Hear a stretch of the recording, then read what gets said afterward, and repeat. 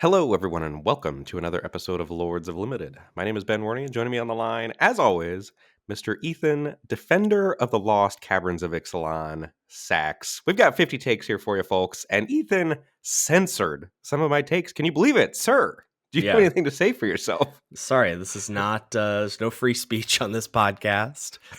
You will be reined in, and if I have to be the one to do it, I'll do it. Look, your takes were, these are your takes mostly, that I co-signed, but I did have to. I think it sounds like you were doing some self-editing about your negativity towards the format, and then I needed to just cut just a couple more down off the list. I'll give you some honorable mentions before we get into the list for sure. But you have to remember that, not only is this a way for us to say goodbye to the format, and that's what we're going to be doing today, saying goodbye to Lost Caverns of Ixalan, though, truth be told, Ben said goodbye to this format quite a few weeks ago. Good riddance. Don't let the door hit you on the way out. One of those But situations. exactly. But I think we have to remember, as we often get lots of great feedback, this is something that folks are going to return to when they're like, oh, I haven't drafted the set, or I'm a little rusty on it. What's the quick hit I can get? And that's going to be the 50 Takes episode. So we want to keep it constructive here on Lords of Limited. Well, I feel like we also have a duty to inform our listeners that are coming back to this format. They're thinking, ooh, coming back to a format, piece of candy? No, you're getting a carrot or a piece of cauliflower. Like, it's edible, but like, does it taste good? Not quite. I don't know. I have no words. That's perfect. Candy, carrots, cauliflower. We have it all here on Lords of Limited. Ben, how are you? It's snowing outside in Pittsburgh. It's quite cool. I've got myself, I'm all cozied up. I got slippers. I got a little Cool Stuff Inc. hoodie keeping me warm. Ooh, you repping. I am also repping the new Magicians Against Data Get Mad sweatshirt. Check it out, everybody. You need to get yours before MagicCon Chicago. Just like a pro podcaster, Ben stood up and got as far away from his microphone as possible so he could show me the logo on his sweatshirt. Listen, we're basically a YouTube show now. Get on That's YouTube, right. everybody. YouTube.com/@Lords of Limited. There it is. There it is. Well, that looks great. How does it feel? Feels nice. It's kind of soft. I like it. That's great. You love to see it. What's going on? I really haven't talked to you this week. I know you were holed up in Fort Wayne. Yeah, so January is kind of crazy for band directing. It is, but next week you'll have more time. Next month I'll be less busy. January's a bad month. But yeah, we're getting students ready for solo and ensemble, some individual performances. Later today, my students have all-state band auditions, so I'm helping a bunch of kids get ready for that. And then had transported kids to Fort Wayne for the music education convention, where many of them were performing in honors groups. But I was in a minibus, and it had started snowing, so I'm like tooling around Fort Wayne in a minibus, which is not great in the snow. Not a very fun experience. No, that sounds very stressful. Did you get to, decompress with any Vintage Cube when you got home? Well, I would have loved to decompress with Vintage Cube, but Magic Online was down. Oh, the day yeah. that I had free. I was like, oh, I'm sorry, world. This is my fault. I had free time. And so, of course, Magic Online is shut down. That is brutal. It was a beat. And they gave, again, shout out to Daybreak Games. They gave everyone like an all access pass for a few days as a sorry for Magic Online being down. I was like, you can't give us another Vintage Cube token? I know. That's what I was thinking. Come on. Yeah. Well, hopefully you had some LSV videos to keep you company. I did, for sure. Yeah. Yeah, I've been playing a lot of Vintage Cube. I've been playing a lot of Explorer this week. There was an Arena Championship qualifier this weekend, and Explorer is the format for Arena Championship 5, which I'm qualified for at the end of March. So I was messing around with that this week, but I'm going to be excited to play some Limited soon. I'm really excited for Mirza Karlov Manor, and really excited there's an Arena Open this weekend that's limited. So excited about that, even though it's Lost Caverns. Will you be playing in that, even though it's Lost Caverns? No. Wow. Not a chance. Okay, not a chance. I mean, I am free. I'm done with this format. Done, he says. The prospect of $2,000 isn't alluring enough. But then Arena Cube will be back in a week, I believe, on the 23rd, which I'm also super excited about. So a lot of stuff on the horizon here that will hopefully pry me away from the depths of 60 to 80 card decks. Yeah. So for the uninitiated, Explorer is like Pioneer, but not quite, right? Yeah, it's basically Pioneer on Arena and just doesn't have a few cards that like really make Pioneer, like Smuggler's Copter, not there though. I'm not sure how much of an impact Copter has had. Bring to Light comes to mind as a card, but it's pretty close to Pioneer. And you feel like you've fully made the transition to constructed Magic player at this point? You've reached your final form? Yeah, I'm gonna be starting Counts of Constructed. Open, interviews. Welcome. You can find our email address. No, I haven't made the transition, but $300 an invite for your testing team. Yeah, exactly. Yeah, good money well spent there, folks. Yeah. No, I haven't made the full transition. I'm just doing my best. Look, it's stressful. I'm just gonna be honest. Like I was talking to someone yesterday about how you feeling. I was like, I'm feeling really kind of lost. And like we're about a month out from the PT, and like I don't have a deck picked. And I feel like I need to lock in a deck at some point to sort of get enough reps in with it. But also, I assume, Lost Caverns of Ixalan really shook up the format. Murders at Karlov Manor has just as much potential to do so, like, so there's a possibility that, you get all excited about, all right, well, it's this rock, paper, scissors thing. And I have a deck that beats rock and paper and slightly loses to scissors. So we're good. And then like new cards come out and everything's different. So I don't know.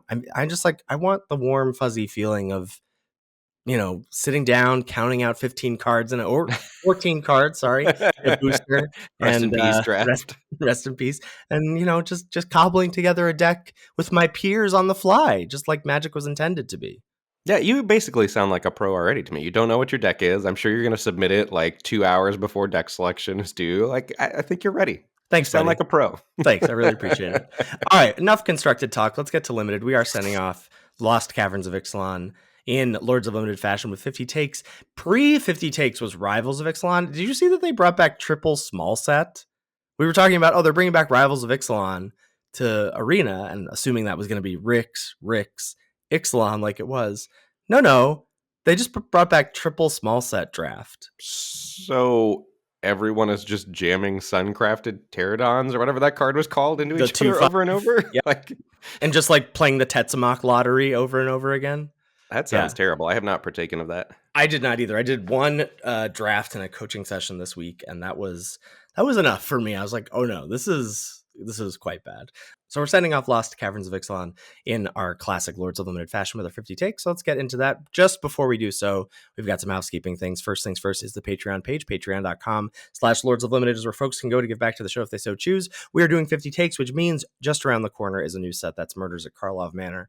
New set season is the best time to get in on the Discord. I mean, the Discord is always great, especially with like new set seems to be, every few weeks these days, depending on how you look at it. I mean, there's Ravnica Remastered that we're not even really going to cover because it's only Magic Online or paper, but like we're going to have sections of the Discord where people can talk about that because people are going to be playing that at their LGSs or online. The Discord is just a fantastic community of like-minded limited individuals. And when a new set rolls out, when previews start to roll out, that's a great time to be on the Discord, which is what everybody who gives back via the Patreon gets access to. A lot of other great perks as you move up the reward tier rankings. You get access to the show notes, access to the episode a day early, ad-free, and even access to monthly coaching sessions with me or Ben. So if any or all of that sounds of interest to you, or you just want to give back to the show, that's the place to do it. And we want to shout out our new patrons the first week that they join. This week, we're welcoming Miles, Malta, Charles, Boko T, and Daniel. Thank you. We really appreciate your support. Yeah, cannot say thank you enough. Show is also brought to you by Cool Stuff Inc., coolstuffinc.com, where they've got cool stuff in stock. And you better believe LCI 50 takes means old format going out, new format coming in. That means Murders at Karlov Manor pre-orders are up on the coolstuffinc.com website. We are losing the 15-card draft boosters, but you could be one of the first people to get 14-card play boosters stocked up in that closet. So don't miss out on the opportunity to get that Murders at Karlov Manor draft booster box ordered. Or maybe you want to help the Lords of Limited testing fam get Ethan to 3-0 his draft, and you want to organize an eight-person draft pod at home, report those results in the Lords of Limited Discord. I assume we have to have a dedicated channel for like just takes for Ethan for the PT, just secret tech.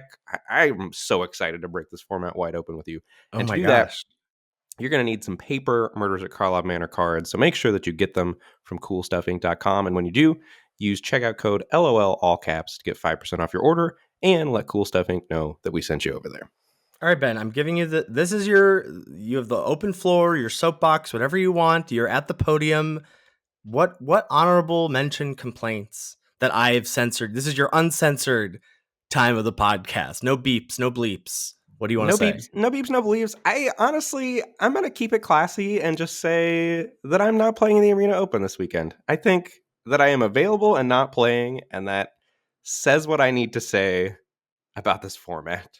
All And right, that well, there are just ridiculous cards. Like Unstable Glyph Bridge. That card will be burned into my memory from this format. Unstable Glyph Bridge. Like that, Preacher of the Schism, Aclazotz, Breaches, Kitesail Larcenist, Bone Horde Dracosaur. Like, why? In addition to all of the other nonsense at common and uncommon. Like, why? So much. I I couldn't have didn't keep scripted it that. classy. I couldn't have scripted that better. That was so perfect. I'm gonna keep it classy. I'm just letting people know. And another thing, actually. Yeah, I didn't. I Okay. wouldn't let Ben complain about the rares in our 50 takes, unfortunately. All right, buddy. 50 minutes on the clock. Kick us off here with point number one. Lost Caverns of Ixalan started on turn 1. That will also be the thing I remember about this format. Unstable Glyph Bridge and the format starting on turn 1. Yeah, let's chat one drops as one of our episodes. I think really summed up this format. Yeah, and I don't think it's necessarily a mark against it. It's just a very defining feature of the format, right? Like one drops, as we're a very big presence in our alchemizing episode last week, and just a huge presence in the format in general. Really dictate what you have to do. Yeah, for me, I'm going to remember games of this format as Spyglass Siren on turn 1 from my opponents and just thinking, oh, I've played this game 15 times already. No, thank you. Number two, LCI was defined by an imbalance in the power level of its mechanics. And we chatted about this a little bit last week, again, exploring the mechanics of the format and maybe where some came up short, some were maybe misplaced, would have been great in other sets. But yeah, I think the fact that some mechanics just like let you do stuff for free, and as a result, that was like an imbalance that sort of resulted in the imbalance of some colors, right? That like some colors got access to craft more often and more better than some other colors did. And some other colors got stuck with Descend. So I think Power Rankings, Craft 1, Discover 2, Explore 3, Descend 4. And I think, yeah, the fact that the Jeskai colors got access to Craft at the top of the Power Rankings and the Sultai colors got access to Descend at the bottom of the Power Rankings just did a lot to kind of mess with the format. And then there was Dinosaurs as like the weird uncle that doesn't really care about either of those two mechanics and just wants to beat face.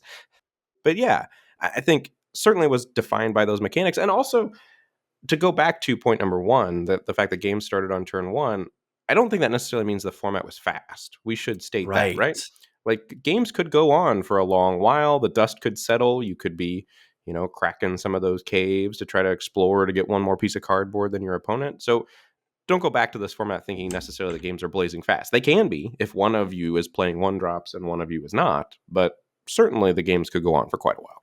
Right. Aggressive formats or formats where they start on turn one may often result in people, as Ben just said, like if they're both engaging in the format in that way, you're often trading off, trading off, trading off.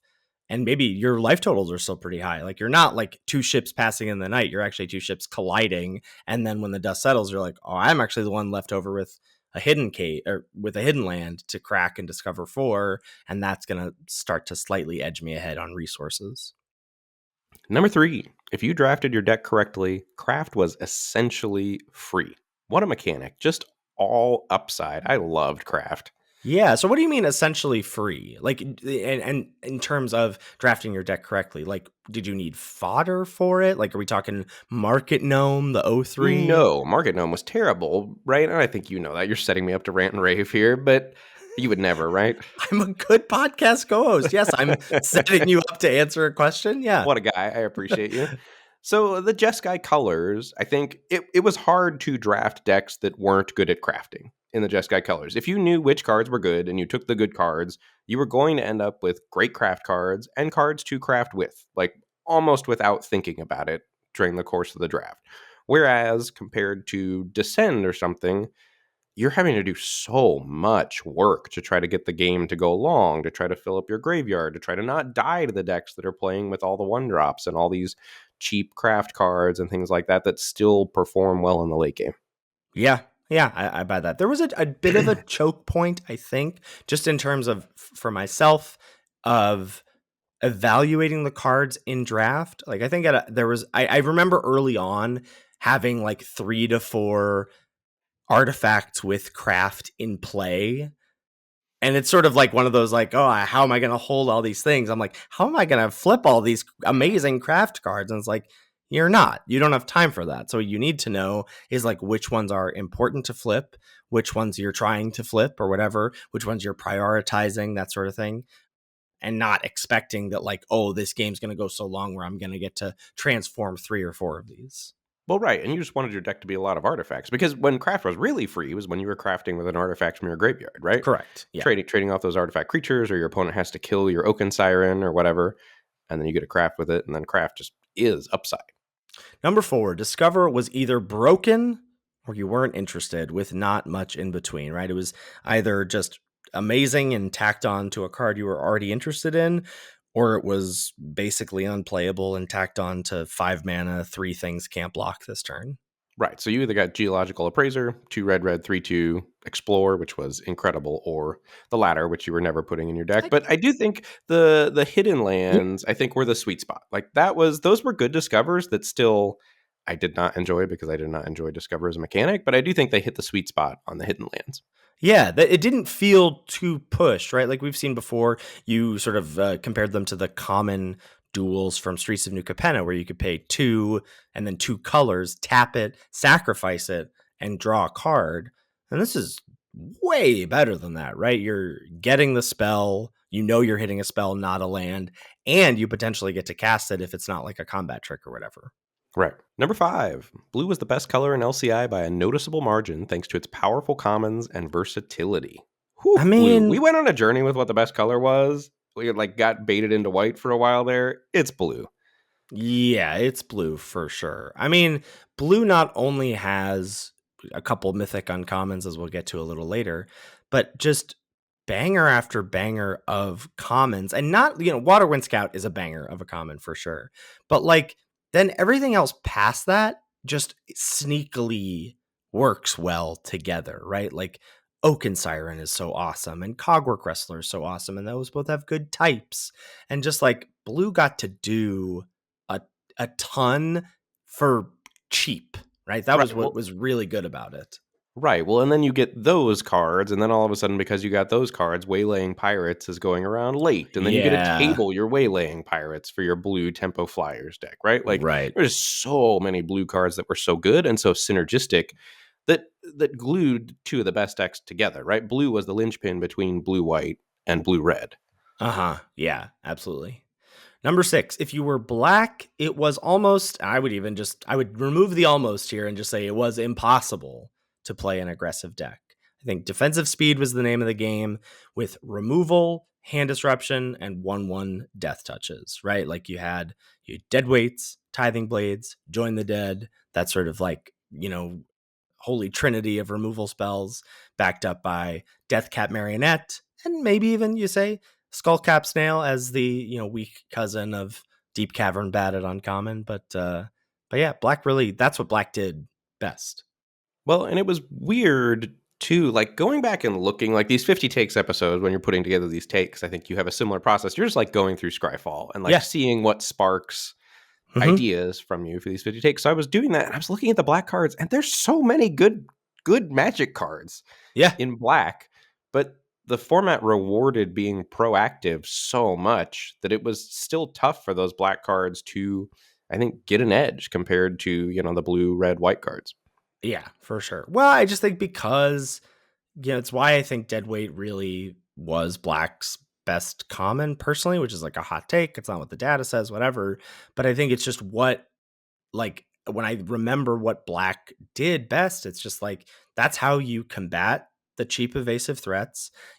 That's how you take advantage of descend, because you're getting a descend trigger, you're getting a permanent in your yard to add to your descend count. Like, I think that's just how black got to play. But the problem was the best, blue white and blue red decks just got to go under that. Like, being able to go under deadweight is kind of crazy.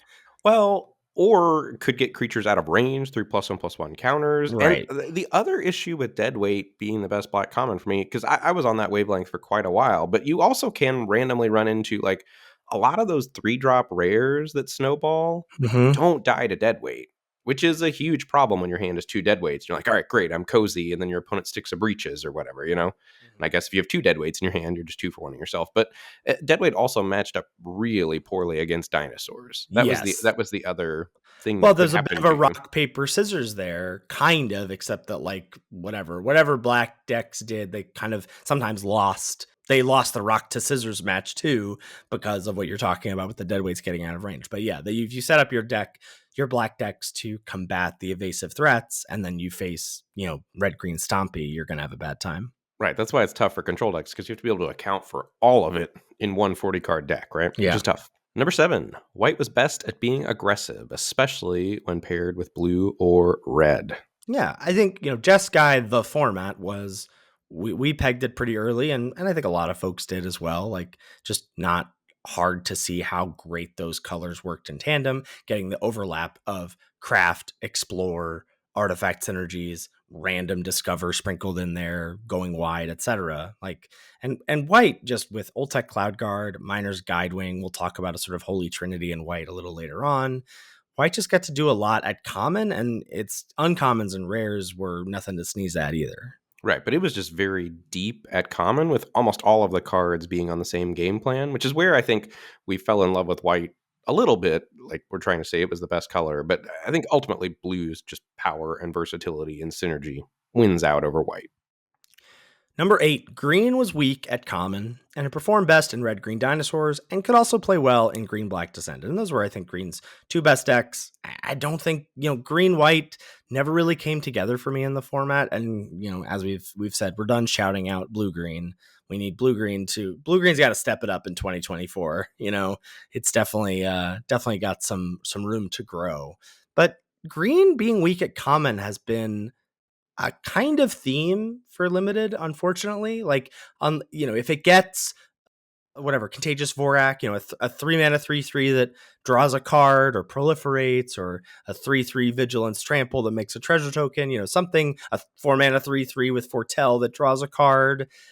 Green has had some incredible premium commons, but you never feel like it's got that deep roster of commons, unfortunately. Yeah, I agree. Number 9, red was another aggressive color and played well with everything except black, since black was so bad at being aggressive. Like, this was one of the Yeah. first times ever that red black was one of the worst archetypes. I mean, just kind of wild. The Yeah. colors were just so at odds with what each one was incentivized to do. Yeah, I think like the only time I had a red black deck I really liked was one, it can't be aggressive. And so you're basically just base black, peppering it with, some abrades and, some whatever. You get geological appraiser is just going to give you a good time no matter what. And so I think it was like red black value removal with some reanimator sprinkled in there. You get some Sahili's lattices in there to help fuel your graveyard a little bit, get some descend stuff, reanimate, etc. But yeah, red black, not great. And you will see that in the power rankings coming up. Number 10, the official Lords Limited archetype power rankings. Number 1, blue white. Number 2, blue red. Number 3, red white. There's the Jeskai triumvirate. Sorry, dinosaur lovers. I thought about putting it at number 3, but dinosaurs, red green dinosaurs, is coming in at number 4. And then I would put a gap here after those 4 archetypes. Yeah. Maybe even excluding dinosaurs. I don't care what the data says about dinosaurs being the best deck. We know, Ben. We know. Number 5, blue black. And then number 6, black green as the descend decks. And then I would also put another gap here after those decks. Yeah, and then these decks were just, as far as I can tell, decks you were hoping to never draft. Green white, number 7. White black, number 8. Red black, number 9. And blue green, number 10. Yeah, later on you have a point about it feeling kind of like a guild set, and I hadn't thought, I was like, that's not really true. But looking at this list, I'm like, yeah, there's about half the decks I don't want to draft. That's about half you don't want to draft, and then like there's really 3 things. You're either drafting a craft deck, a dinosaur deck, or a descent deck. Correct. Like you're really drafting 3 decks that kind of are slightly different. Yeah. Yeah, it's interesting. I feel like there's always different ways to look at formats like that in terms of like you can look at it and be like, well, there's really only 3 decks. And then sometimes there's a flip side where people are like, there's 12 decks within those 3 decks. But no, Because I you can think play blue white craft early game, blue white craft late game, right, blue white right. craft win the entire game, always all the time. Like you could do so many different things. Man, it shouldn't be craft. It should be artifacts, right? Like Yeah. I'm substituting craft for the word artifacts. It should be artifact synergy decks. Yeah, right. Number 11. Lost Caverns of Ixalan drafts usually felt on rails thanks to how good the premium cheap cards were and how powerful the rares were. It was really tough to move off once you got like a few good cheap cards or once you got a good rare plus a couple cheap cards. It was tough to pivot. Yeah, it's really hard when you load up on those early drops, which you're supposed to, I think. It becomes really hard to pivot, right? If you are starting with powerful 3 drop or whatever, then you maybe have some wiggle room. You can be like, well, maybe I'm 10-7 and if even if my 3 drops were red cards, I can go, that's my support color or whatever. Here you were really going like 1 drop, or it was, as you said, you're starting with an unstable glyph bridge and then you just get a white card and you're like, I'm not going to move off of this no matter what the table tells me to do because this card is so powerful. And some of it too was the fact that the colors didn't go together, right? Like if you were white and Mm. you're trying to be white blue, but blue's cut, and like you see black is open, like you're not going to pivot into white black. Like you're going to hold on and play a functional blue white deck, right? Like some Mhm. of it was those last 4 decks or whatever in the archetype power rankings just largely falling completely flat, or the artifact synergy space having next to no overlap with the descend space. Like it was very compartmentalized what each archetype was trying to do. Yeah. Number 12, Atali's favor was a wild one. Never would have in a million years known this was a card without the data, and I'm still not convinced this card is great.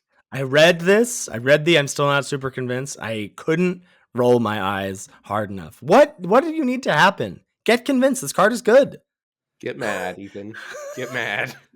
This card's fine. It's playable. It's not like one of the best red commons. I refuse to accept that this is one of the best red commons. I want to put a pin in this, and we're going to talk about this sort of phenomenon, as for lack of a better word, a little later on. So remind me, we're going to take the pin out in a later point. Well, how am I going to remind you if I don't know what the point is? Just say pin every few minutes, and Okay, perfect. I'll remember. I'll remember. Number 13, blue-red artifacts was capable of the most broken starts in the format. Holy cow, that deck could pack a punch.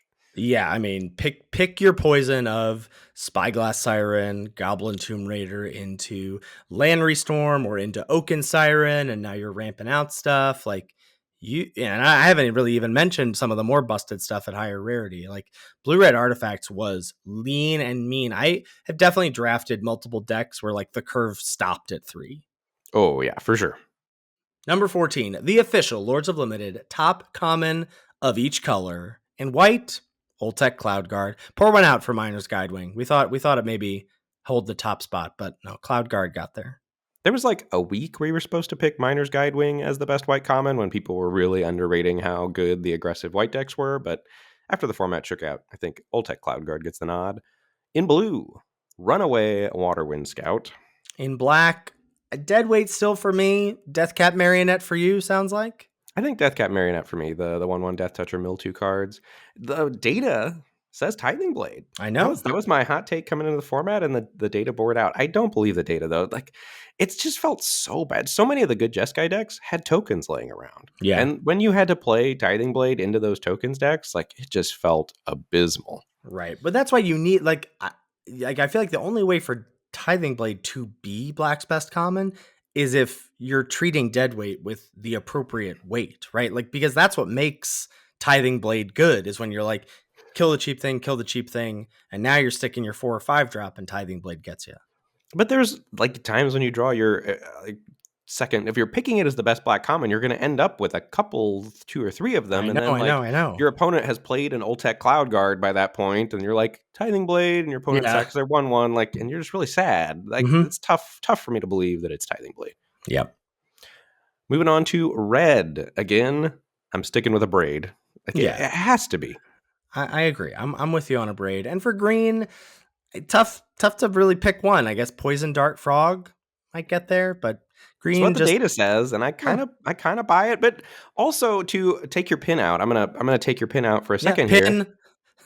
There was a point in the format where everyone was like, "Yeah, Armored Kincaller, best green common, not close, like the 3/3 gain 3." And then I was looking at the data, and Armored Kincaller's like green's eighth best common now, when it was like the number one common, the So which second or is it, third week of Ben? the Do you format. want the data to back up your argument or not? Only when you No, what see I'm fit. saying is the data is so all over the place. And I'm sure that's because the format has shifted some, and Armored Kincaller was great when everybody was playing all in aggro, because all you needed to do was put a 3/3 on the board and gain 3 life to, turn the game around in your favor.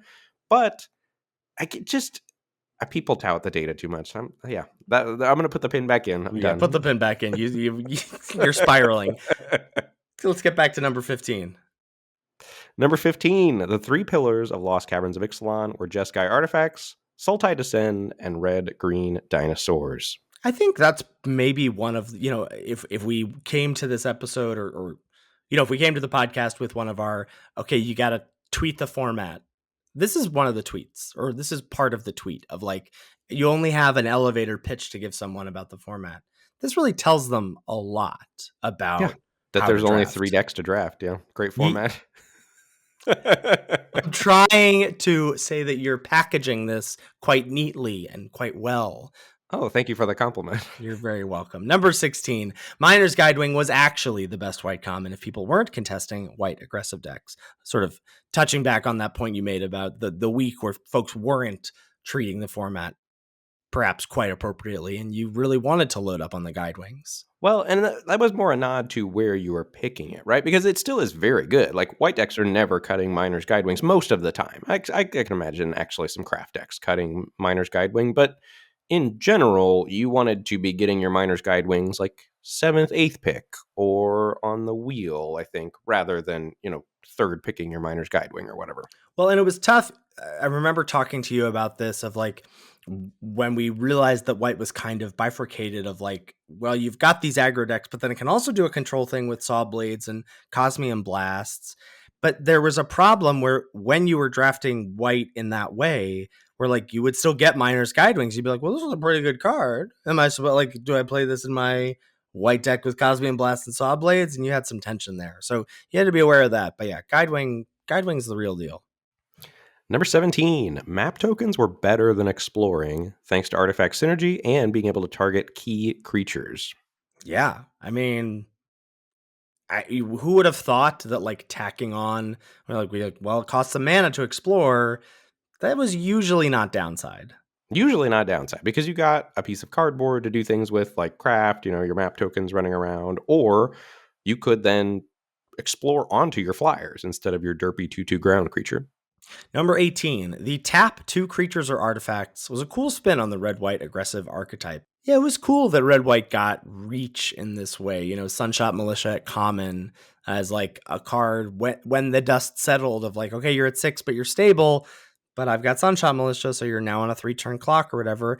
And the fact, I thought they nailed it with the sorcery speed so that you had to sort of, weigh the options of, do I need this creature to block next turn? Can I afford to tap it here? And then, of course, when you just had like, Tinker's Totem or whatever running around and getting you tokens and craft artifacts to tap for free.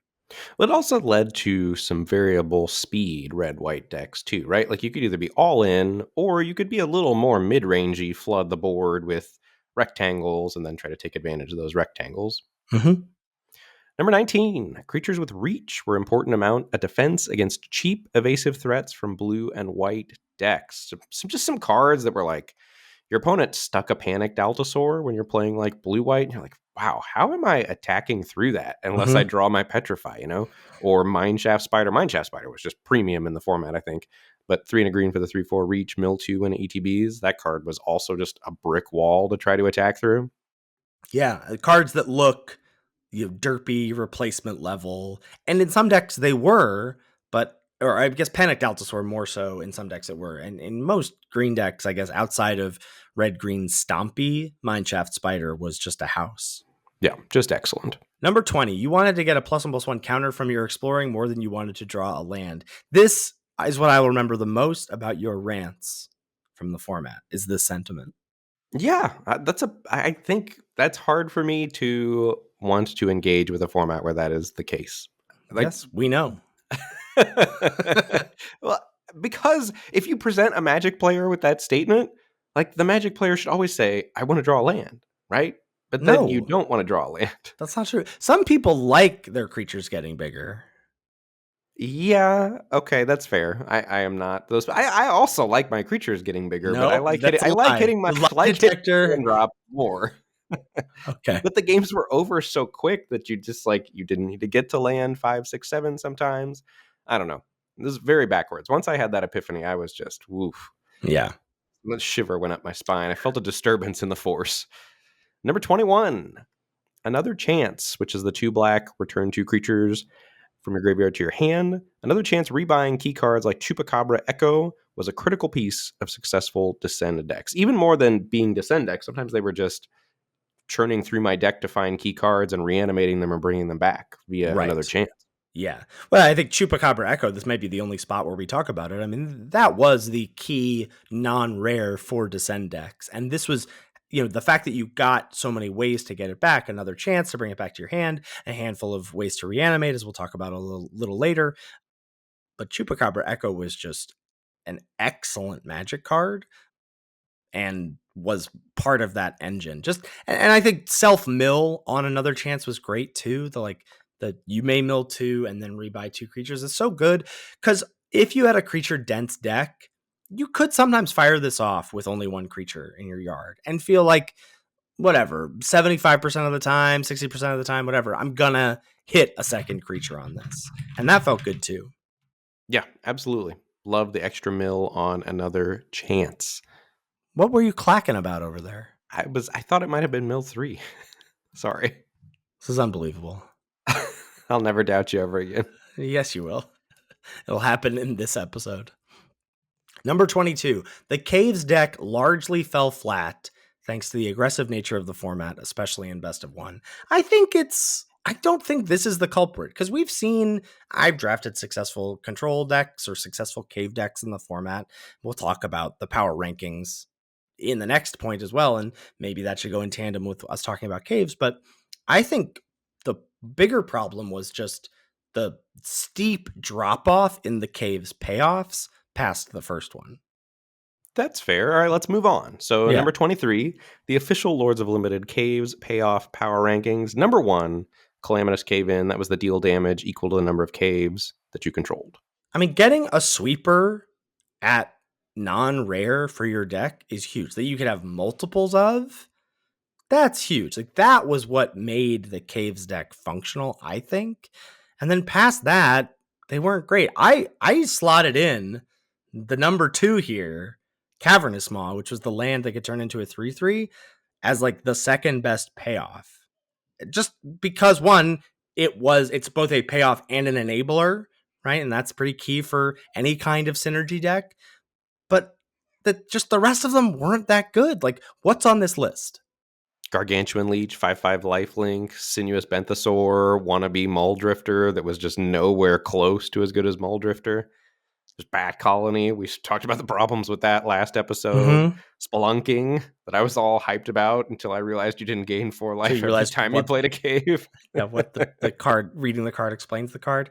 Yeah. So that's my feeling about the Caves deck, is I think the payoffs needed to be a little bit more juiced. Not a ton, but like Calamitous Cave-In is an A for the deck, and the rest of them don't really matter.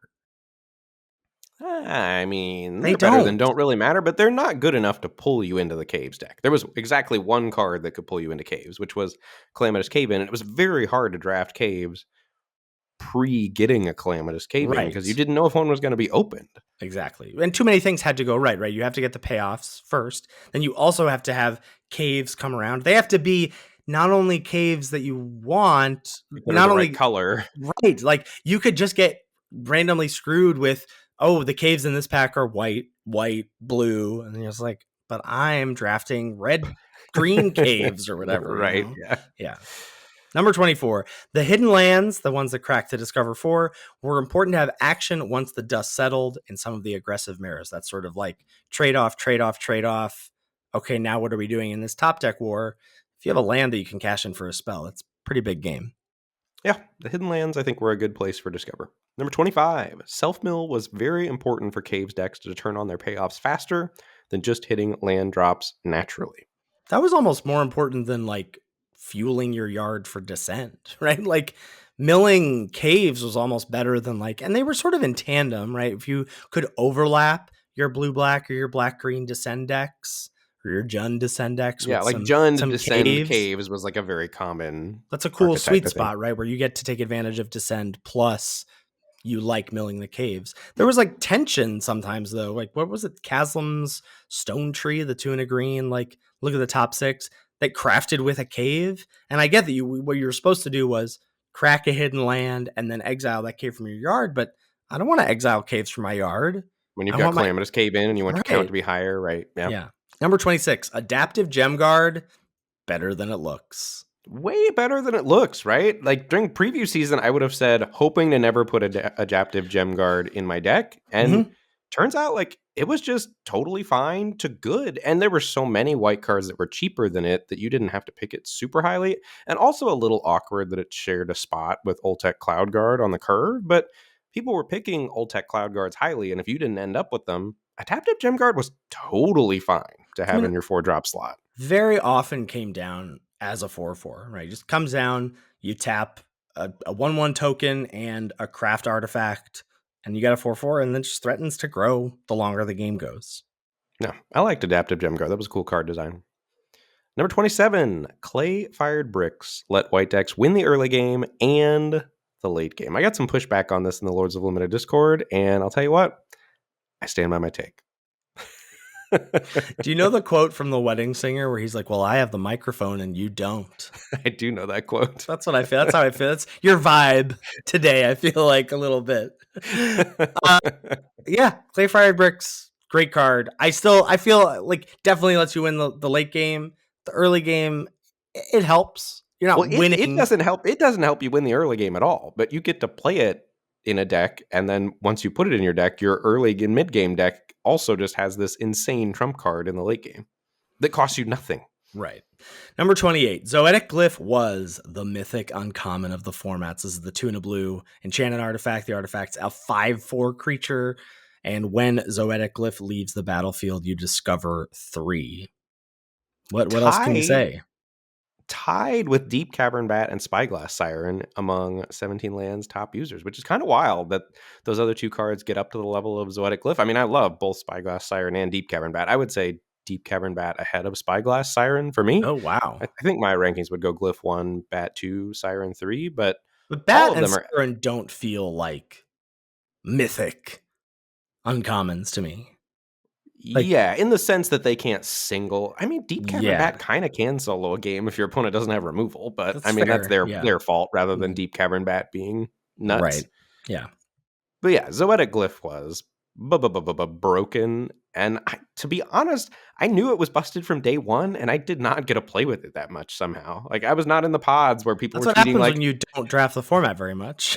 Is you don't fair, play with but some cards. listen, I put in my time the first 3 weeks as a good podcast co-host, All and right. I did not get to play with many Zoetic Glyphs. Number 29, Bringer of the Last Gift and Throne of the Grim Captain were 2 bright spots as very fun build around rares. Yeah, so Throne of the Grim Captain was the one that crafted was mill 2, so you could find them, and then crafted with the 4 relevant creature types, and Bringer of the Last Gift was Living Death tacked onto was it a 5/5 flyer, 6/6 flyer? 6/6 flyer. I love Bringer of the Last Gift. I had a couple very fun Bringer of the Yeah. Last Gift decks. Yeah. It's a tough one though. You know, if you're coming back to the format and you pack one, pick one, it's a tough one because it's an 8-drop. And so you need to draft like cheap removal along the way. But you also kind of need a way to like hose your opponent's graveyard a little bit because you don't want to be like, kill your thing, kill your thing, kill your thing. And then when Bringer of the Last Gift comes around, you're like, aha. And now you get all those things back. That I spent time killing. Yeah. Right. So you would just be a little careful. Number 30, you should mulligan to functional hands in LCI. Missing a color or starting on turn 3 was a recipe for getting run over. This was a great light bulb moment for both of us, I think.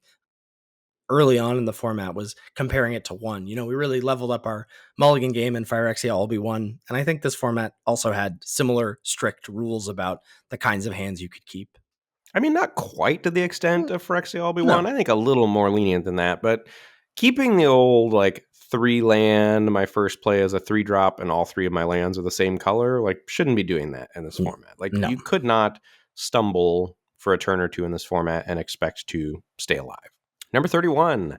Sunfire Torch is a very versatile magic card. This is the equipment that gave +1/+0, and then when your creature attacked, you could sack it to deal 2 damage to any target. I would have said, I mean, I don't even know, but my guess is I gave this a D plus, maybe a C minus. It was a solid C plus for me at the end of the format. Like, this card does so much for 1 mana. That's one of my, I think, takeaways going forward is basically any 1-drop that has a block that has no flavor text on it or very little flavor text. I'm going to keep my eye on it because this just does so much, right? It gives you artifact synergies. It pumps evasive threats, which were a big part of the format. It's the piece of cardboard, a rectangle for you to tap for your red-white stuff, and a removal spell, right? Just like kills something that's an X1 or an X2. Sometimes this just ends the game. Being able to go face is relevant. Just does a lot for 1 mana. I mean, essentially a Jeskai only card, but very good in the Jeskai decks. Right. Yeah. You're probably, I mean, red-black's not a deck, and red-green doesn't need this. So, yes, basically just a red-white or a red-blue card, but it's a lot of the decks in the format. Number 32, RIP Short Sword. There's a new Deconstruction Hammer in town, but our Short Sword was colorless. Deconstruction Hammer Was colorless, but white. Deconstruction Hammer, I mean, It's just incredible. Sort of a similar conversation to Sunfire Torch, right? Like, just this being able to pump your evasive threats, but then also interact favorably with the best decks in the format, with being able to be something cheap that got to play offense and then defense if you needed to blow up something on the other side of the battlefield. Right. They finally got red-white to be an equipment theme without making it an equipment theme overtly, like thanks to the tap to untapped creatures or artifacts, because being able to tap Sunfire Torch and Deconstruction Hammer as one of your 2 things on those abilities to turn them on was very strong. And I think just also the cheap, aggressive, evasive nature, a lot of the threats in the format, pairing these equipment with blue evasive creatures or white evasive creatures and pumping them up just did a lot of work. Number 33, the land cyclers were a significant letdown other than as reanimate targets in very niche black decks. Yeah, I think that's fair. So some takeaways for us, because we saw land cyclers 3 times last year as a cycle in different sets, in Mom, in LTR, and then in LCI. 1 is a lot less than 2 in terms of the cycling cost, and 7 is so much more than 6 in terms of the casting cost, I think. Like, holy cow, Marauding Brindfang is 7 mana, or Nurturing. We were trying to talk about Nurturing Bristleback being like green's best common at some point. It's so hard to cast. Like, yeah, 5/5 and a 3/3 is good, but it's so hard to cast.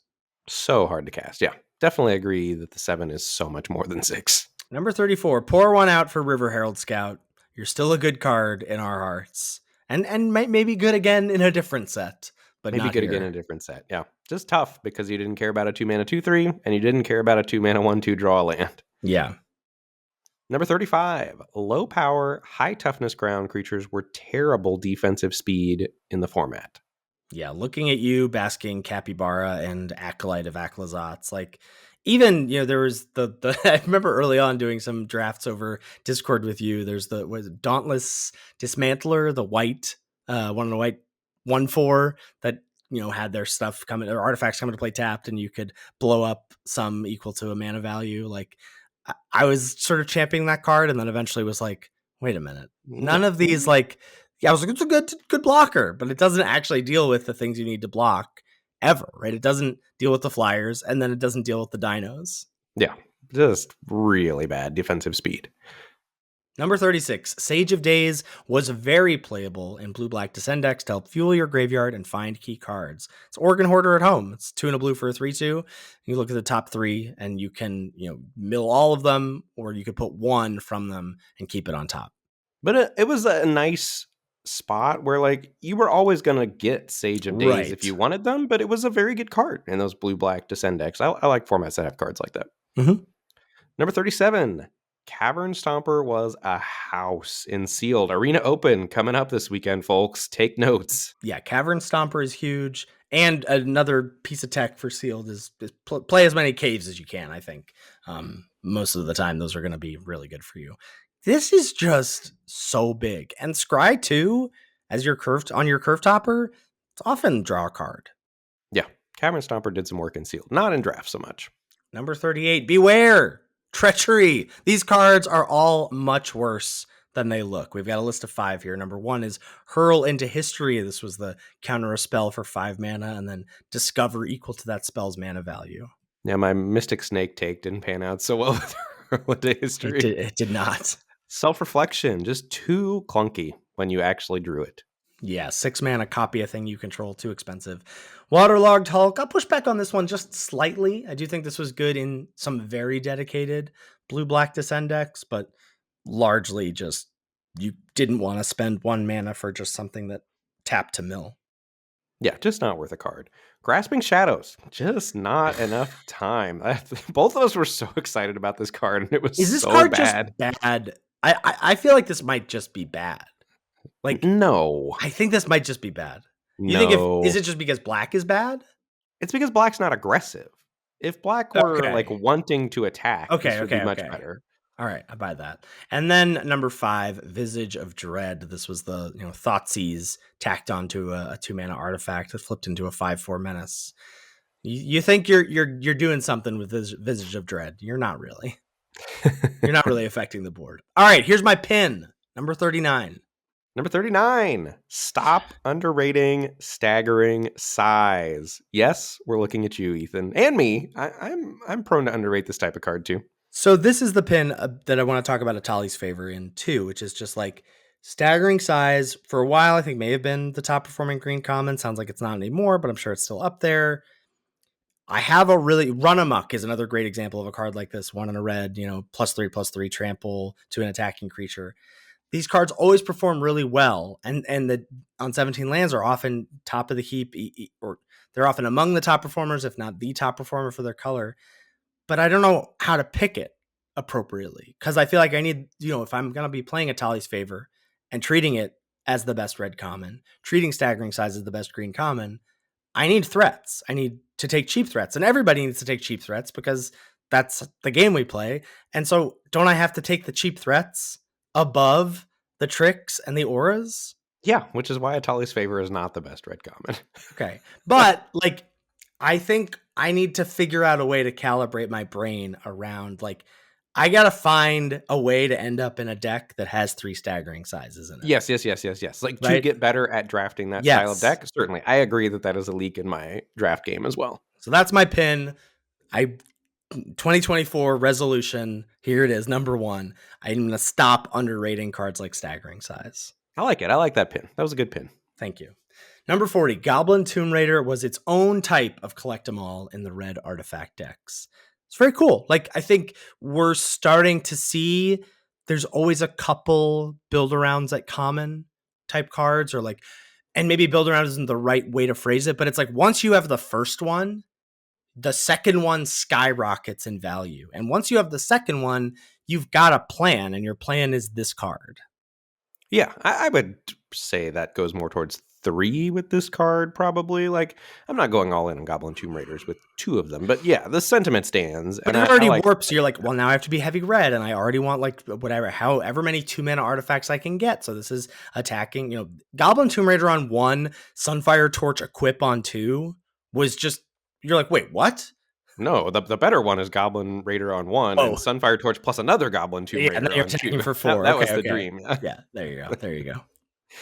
Number 41, Spring-Loaded Saw Blades was a defense-only card. It took me 3 weeks, but I finally got it through my head to not put Spring-Loaded Saw Blades in decks that wanted to play offense.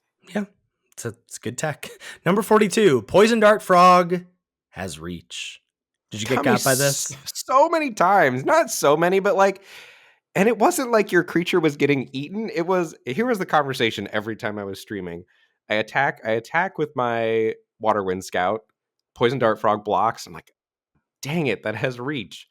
Activate Death Touch. It's not too bad. We traded, but like it still was kind of bad. Like you didn't really want to trade your Waterwind Scout with their Poison Dart Frog. And it was always on like turn 12. Because Yep. like turns like 6 through 11, I was like, yeah, that's got reach. I remember. And then 12, I was like, I have attacks now, don't I? Number 43, efficient removal was important. Yeah. I mean, and cards that I think Duskrow's Reliquary was a card that I sort of wrote off early that overperformed. Petrify, the pacifism variants are always a hot contested topic on our show. Petrify did work in Petrify this was format. good. Even with craft and like the sacrifice things, Petrify was good. Yeah. Number 44, the Golden Egg Award goes to Oaken Siren. I love this take. Yeah, I was surprised. I was like sorting through, and I feel like not only was like this a Pelargir glue card. Do what? It's like Pelargir Survivor from Lord of the Rings. Yeah, this is I think one of the hidden gems, or Yeah. certainly early on hidden gems for Jeskai decks, which I think were the place to be in the format. And this was just an excellent glue card for everything those blue, white, red, blue decks wanted to do, and it was so unassuming. Like this was not on my radar at all until I played against it a couple times, played with it once, and then you start to see, oh, this is great. Like put a counter on it, and this is a mana dork and a threat for your artifacts decks. It was very strong. Yeah. Number 45, the Imperial Oath Award for the clunky looking overperformer goes to Pathfinding Axejaw. 3 green for the 4/3, and when it ETBs, you explore. When I was going through this, I didn't see this point because you had it almost last, and I was like, oh, I'll add this in. And this was my exact pick for this card, too. I think all synced up, baby. We're all synced up. Pathfinding Axejaw was, another card in the long list of, 4-drops and 5-drops that I wrote off because I think you're supposed to write off a lot of those. You're like, these are replacement level. It's about finding the ones that aren't, that are above replacement level. And Pathfinding Axejaw certainly was. Well, and because you still wanted to draw land numbers 5 and 6 in your dinosaurs decks, right? That was the reason why. Because 4 mana 4/3 draw a land was great in those decks, and also 4 mana 5/4 was huge. You were happy either way in the dinosaurs decks with Pathfinding Extra. Number 46, Envoy of Okenek Ohau gave you a repeatable way to trigger Master's Guide Mural every turn. Now, I know what you're going to say, Ben. You don't know what I'm going to say. Uh-oh. What am I going to say? Well, now I want to know. I thought you were going to say you don't need something to make Master's Guide Mural good. Well, that is true, but mostly what I was going to say was this is hyperlinked in our 50 Takes episode. I don't know that I've seen hyperlinks in our 50 Takes episodes ever to know what the cards do. Because you wouldn't have known what this card did, would you? Oh, yeah, this 5 mana make a 1/1. Okay. You hyperlinked it for my benefit? Wow. I wrote the point. I didn't think I needed to know what the card did. Yeah, so Envoy is the 3 mana 3/3 in white. You can pay 4 and a white to make a 1/1 gnome.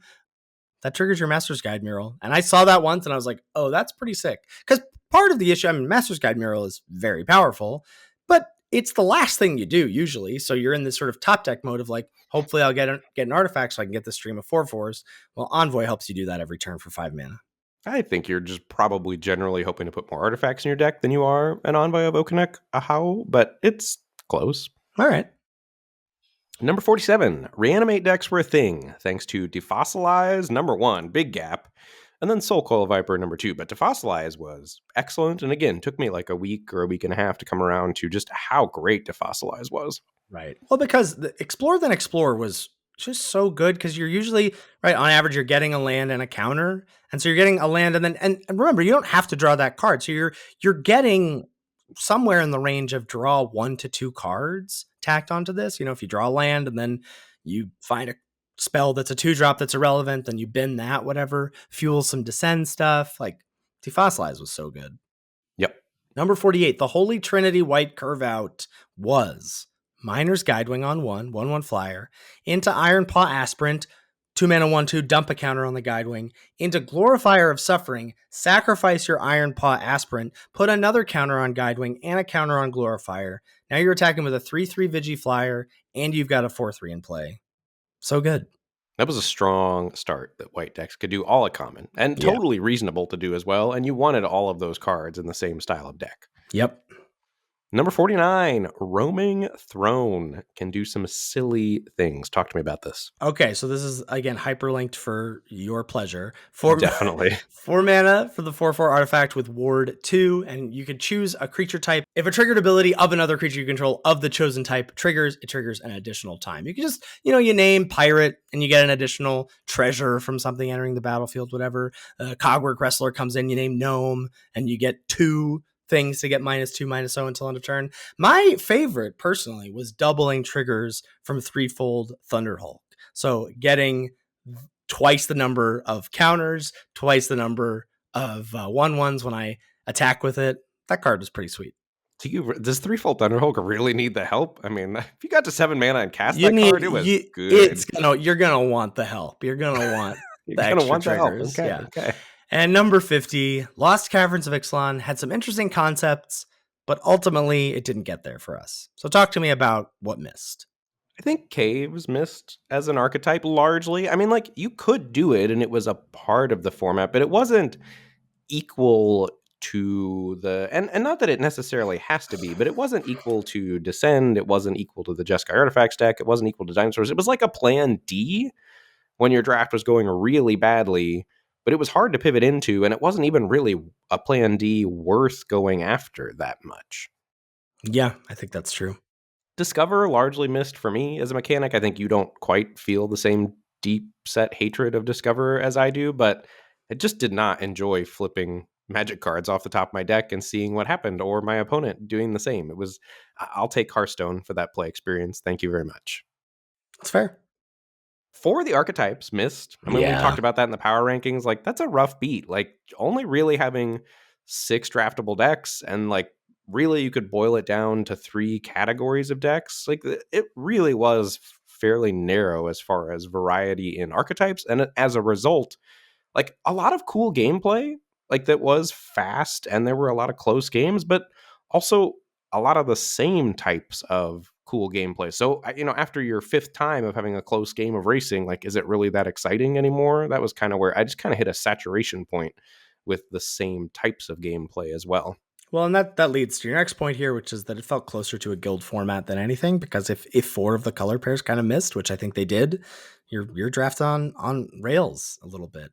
And as much as I don't love shouting this out, I do think that there were a handful of rares that led to a lot of non-games. The bigger issue is the rares that were cheaper. Like, yeah, I don't like Unstable Glyph Bridge, but I really don't like getting bodied by like an Inti on turn 2.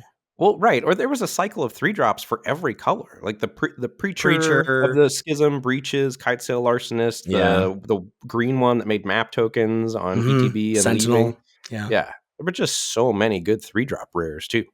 Yeah, and then I think all of that ultimately led to not many interesting drafts. They certainly existed because draft is always great, but I think we hit kind of the floor a little bit more here with that thing we talked about. With either you start off with one of those great rares and you're so incentivized to stick to that color, or you start off with one of those, a couple great cheap 1-drops or something in a color, and then it's just hard to pivot.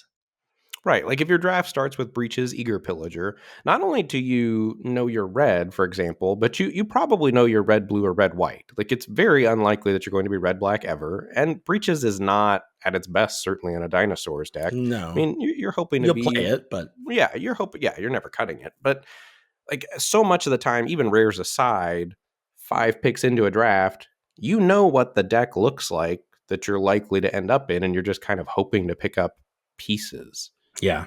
It just felt like to me like kind of pulling a slot machine rather than like playing blackjack or something. I didn't feel like I was able to. Let's say playing poker, because you're like one game where you have no agency into another game where you have basically no agency. No, you have some agency in blackjack, right? Yeah, You can count some. those cards. Yeah. I'm bringing down the house over here, baby. I need more of this. But we're gonna start a constructed podcast, and we're gonna start a gambling podcast. All right. Any parting thoughts for LCI before we go here? Do you want to defend this format at all? No, I only have to. I just need to balance you out. It's not like I love this format or anything, but I just gotta temper the hatred a little bit for our listeners' sake. No, I just wanted to look forward a little bit to, next week we're gonna do our previews episode as usual, but they are not gonna be doing an early access streamer event for Murders at Karlov Manor, and so our usual, we're usually able to get in half a dozen drafts each in addition to our pre-release after that episode, after we do the crash course, which will be the following week. But I think then the week after, we're going to have to maybe figure out what to do. Maybe we'll talk Cube a little bit. We'll certainly report back from our pre-releases, but we won't have nearly as many reps to chat about the format yet post crash course. That episode will be a little different before we, with our listeners, when the set releases on Tuesday on Arena and Magic Online, when we'll get to really dive in with everybody. Yeah, it'll be a new challenge for us as content creators to tackle. Yeah, sweet. And I think for me, for this format, ultimately, what was surprising to me was I don't know that we might have been in the minority. I certainly was in the minority, I think, with how little I like this format. Like, if you look at, there was a lot of end of year, what did you think of the formats, like on Twitter or things like that? And LCI pulled well, like on almost all of those things that I saw. So I certainly think one of the biggest takeaways for me, you could make a lot of the same criticisms that I made about Lost Caverns of Ixalan for Lord of the Rings. And I love Lord of the Rings. Like, you could say Lord of the Rings was out of balance. It was all ring tempting, and it was like green was terrible. You could only draft ring tempting decks or legends decks or whatever. And ultimately, the difference between those two formats, like Lord of the Rings was way out of balance, but I loved everything about Lord of the Rings. Like, I liked playing with those cards. I liked drafting those decks. And this stuff just didn't hit for me. And so you're going to like the formats where you like playing with the cards. And if you like Lost Caverns of Ixalan, certainly not taking anything away from you. You should like Lost Caverns of Ixalan. You should enjoy exploring. You should enjoy discovering. And I think it just didn't quite click for me. And I wish it had as a content creator. It's much easier to make content about formats you love, but this one missed for me a little bit. We made it work. All right, great place to wrap us up. Thank you, as always, to Salty Pretzels for our intro and outro music. Make sure you give it a listen. Thank you so much to CoolStuffInc.com for sponsoring this podcast. If you're heading over there for any purchases, and we highly recommend that you do, please use checkout code LOL to let them know we sent you over there, and more importantly, to get 5% off of anything you purchase on their website. You can find all of our content on our website at lordsofunlimited.com. You can find our merch. Ben's rocking his Mad sweatshirt right now on YouTube. You can find links to our tier lists, our Patreon tiers, of course, links to our backlog of episodes, and links to our Twitch streams, as well as our YouTube channel. If you've got any feedback about the show or any questions, shoot us an email at lordsoflimited@gmail.com. Thanks so much for listening, and we'll catch you next week for another episode of Lords of Limited. Thanks, everybody. See you later.